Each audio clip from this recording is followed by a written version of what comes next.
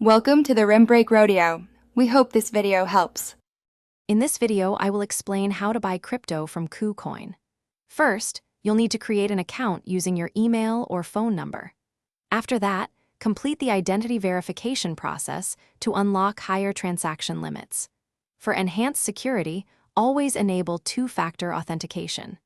This ensures your assets are well protected against unauthorized access, giving you peace of mind as you begin your crypto journey.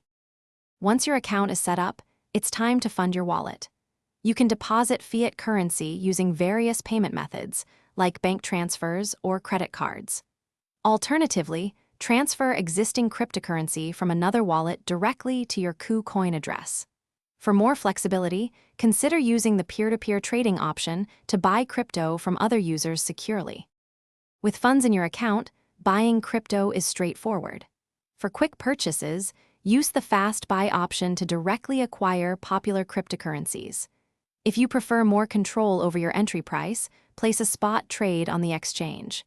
You can also explore the KuCoin trading bot to automate your strategies and potentially optimize your returns. After acquiring your crypto, you might want to manage your assets.